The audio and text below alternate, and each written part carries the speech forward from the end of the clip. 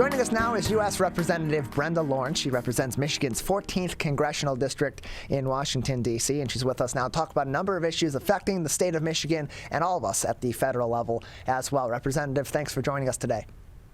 Thank you so much. It's good to be here. Yeah, good to have you with us. So the big topic of conversation at the national level right now out of Congress is the Build Back Better agenda. It seems like that deal is getting closer by the day. Those compromises continue to be made. Where is that deal at right now, and what are some of those final holdups that are in place before this deal can potentially be passed and then eventually get to the president's desk?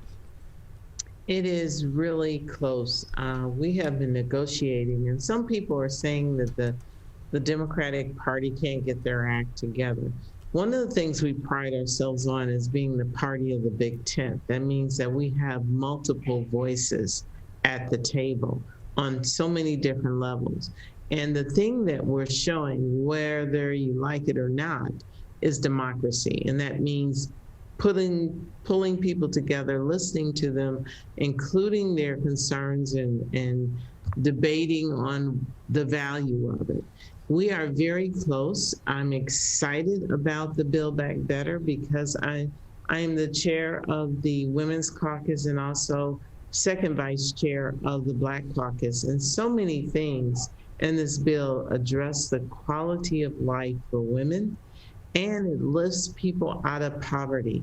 And so I am very, very excited about it.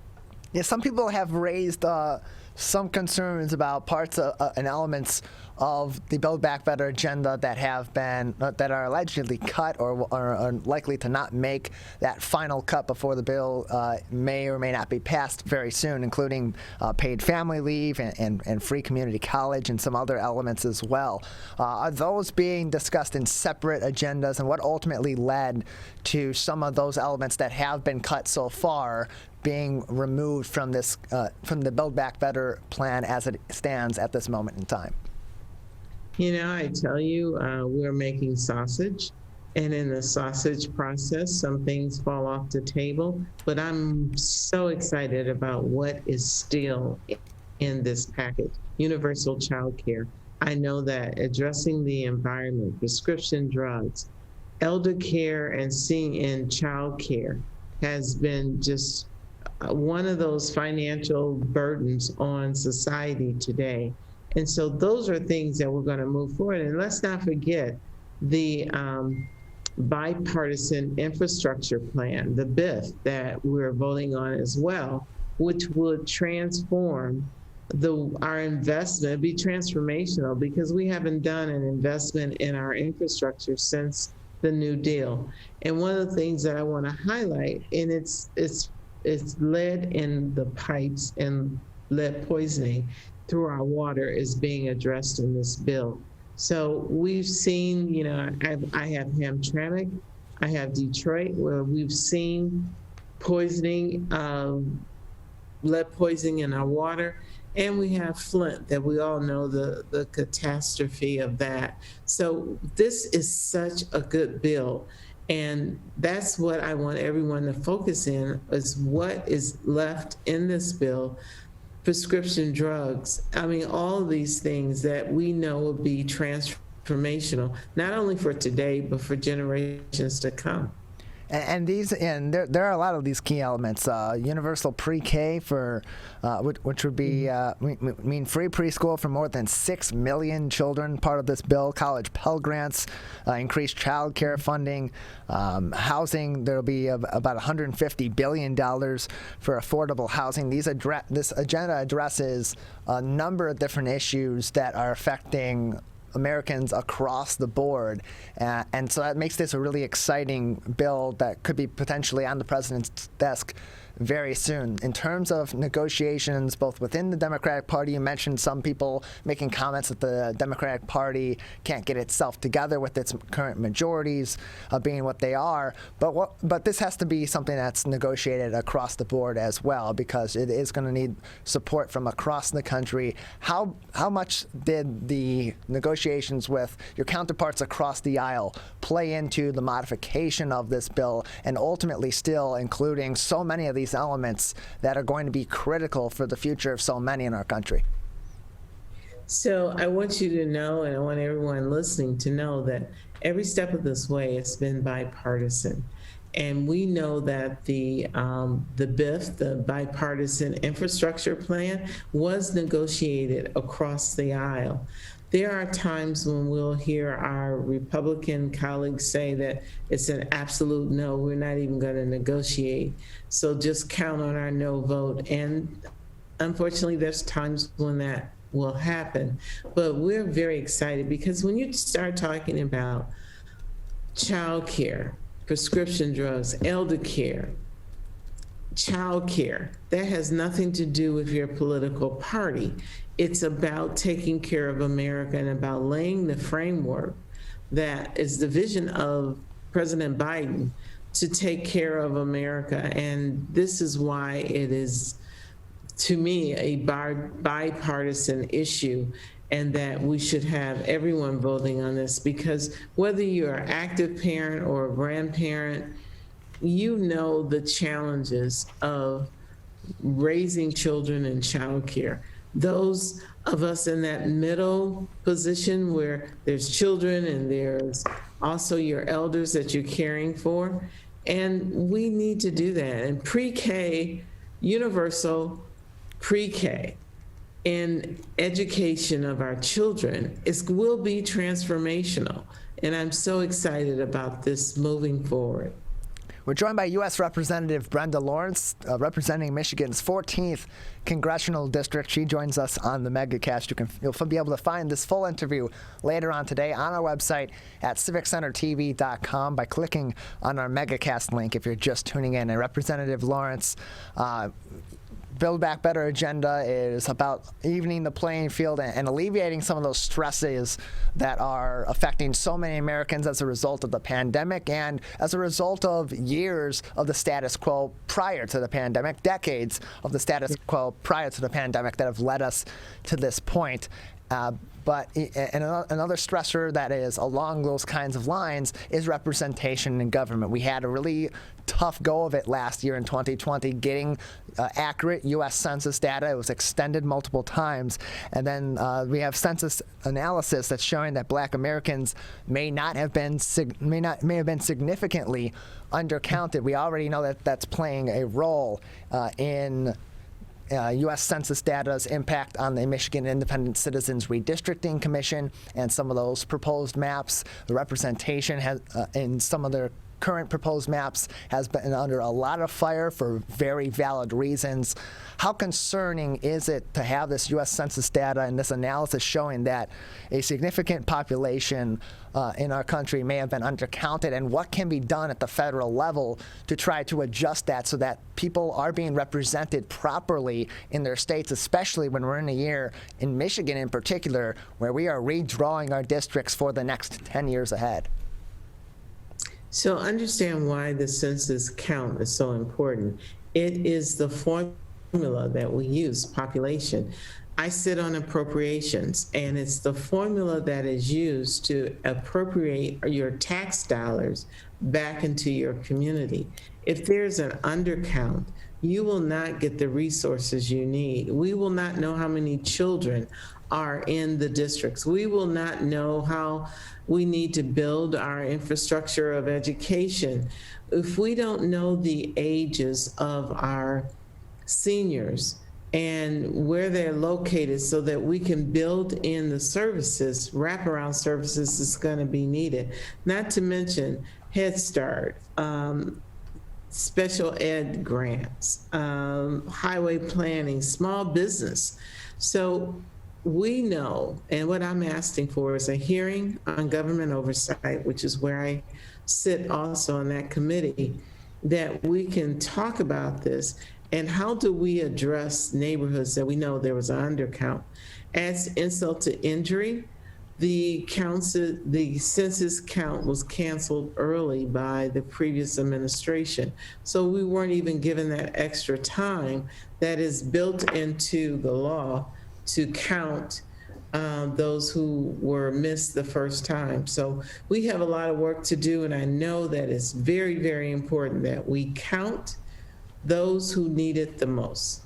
Yeah, about 3 to 7, anywhere from 3 to 7% of Black Americans appear to have not been counted in the city of Detroit, according to this U.S. Census analysis. That comes out to about 17,000 to 38,000 residents. And so at this point in time, you mentioned some of the discussions already in Washington, D.C. about fixing some of these issues with the census in 2020 that were clear because of the pandemic, some not because of the pandemic, but we're connected to these issues, and we're under a greater microscope because of the pandemic-related issues with the census. What is being discussed as potential changes or potential reevaluations that need to be made for the census process, so that next time we get this data coming around in 2030, we are able to make those necessary changes and make those adjustments during that process and not end up with the same situation now? Because the situation is what it is. There's not really much that can be done to change the results of the census, to adjust those results, and therefore adjust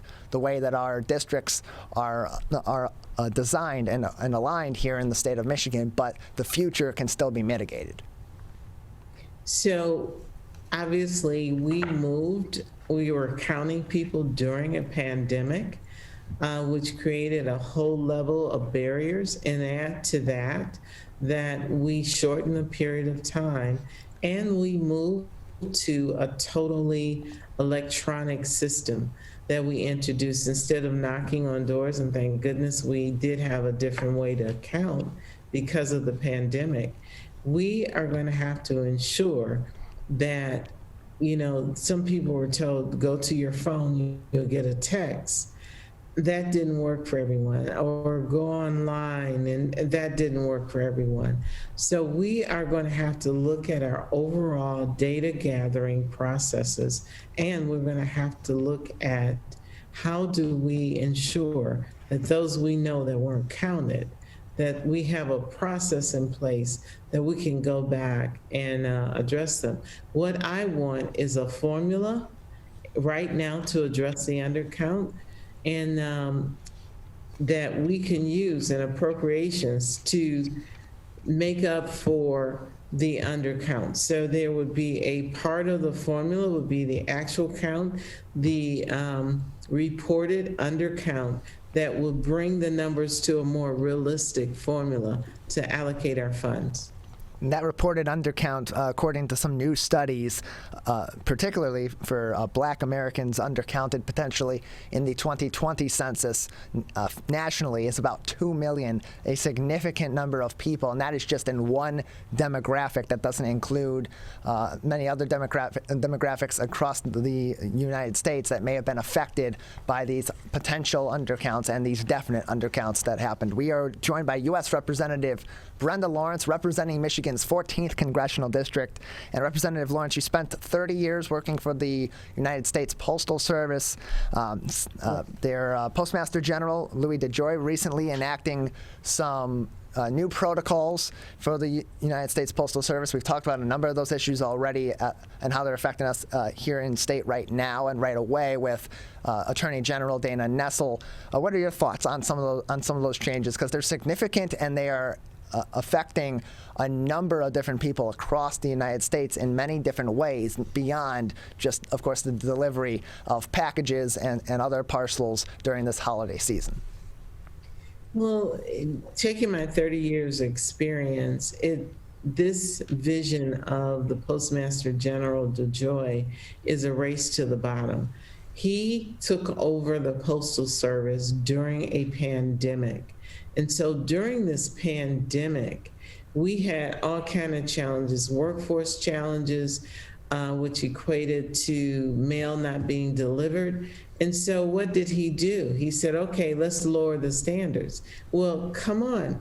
People depend on the Postal Service for medication, for their checks from different levels, and also just the overall commerce, small businesses. I was a letter carrier, and I had a section of small businesses that were my delivery responsibility, and they daily received parcels and boxes that were essential to their inventory.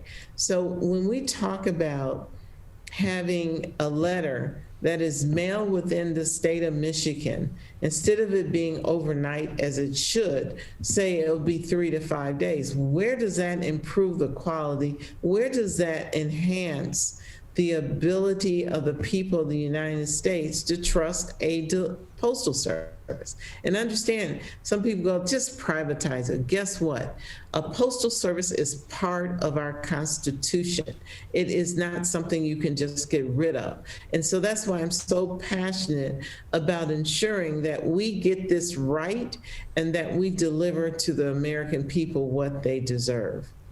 We're joined by U.S. Representative Brenda Lawrence of Michigan's 14th Congressional District. Of course, as we mentioned just moments ago, Representative Lawrence did spend 30 years working for the USPS. And so on this issue, Postmaster General DeJoy, his arguments in favor of these changes are more along the lines of trying to run the USPS, which often works at a loss, running it more like a business. But on the other side, the arguments against these changes are because, like you said, this is a service. This is something that is expected, that is not privatized, and has those number of issues that you talked about with privatizing these services. So you're having a debate there from the Postmaster General about running this like a business versus like a service, and ultimately this is a service that affects people's lives in so many different ways, whether it be from getting their bills paid or and keeping their lights on, receiving their medications, and more, and especially for those Americans with the technology gap that we still have and we're still needing to address in our country.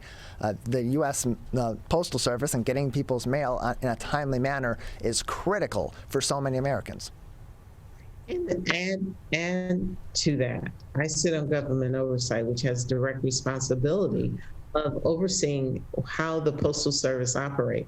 I have yet to receive any documents that lowering the standards of delivery will have an impact on the bottom line. Yes, we must move our Postal Service forward to make sure that we're cost effective, but tell me something that's going to move the bottom line, and lowering standards of delivery does not do that. We're joined by Representative Brenda Lawrence. She is our U.S. Representative for Michigan's 14th Congressional District with us on the Megacast. Representative Lawrence, just another couple minutes with you before we'll say goodbye today. Anything else that that's interesting or important on the docket in Washington, D.C. that would be affecting the people of the state of Michigan that we should be keeping an eye out for, or any other exciting announcements or important announcements from your office at this time? The infrastructure bill, I want people in Michigan to really understand the impact of the infrastructure bill. We know that Governor Whitmer was elected based on her commitment to fix the roads in Michigan. So in the infrastructure bill, it's bridges, it's roads, it's our water infrastructure that we know that we must invest in. It is also about our ports. It's about climate. So how do we invest in Michigan in a climate resilient infrastructure?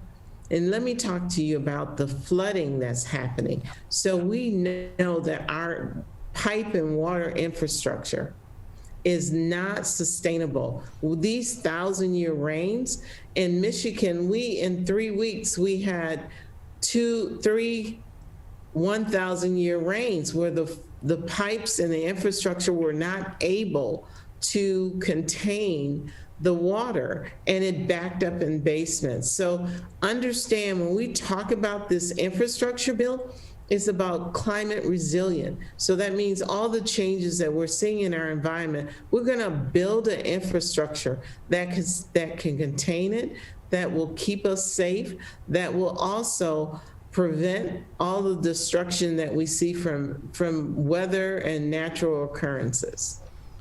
Well, Representative Lawrence, we appreciate you joining us today to talk about updates on the Build Back Better agenda, issues with the U.S. Postal Service, and of course the infrastructure bill as well. All things very important to the people in the state of Michigan as we continue through this pandemic and into the future and try to build a better America as well. Representative, thanks for being with us. Thank you for having me, and to everyone, please know we're working here. It's not pretty, but we're doing the work. Yeah, it often never is, but that's part of the job, and you work around that. So we appreciate it, and thank you very much, Representative. Thank you. Be blessed. Have a great day.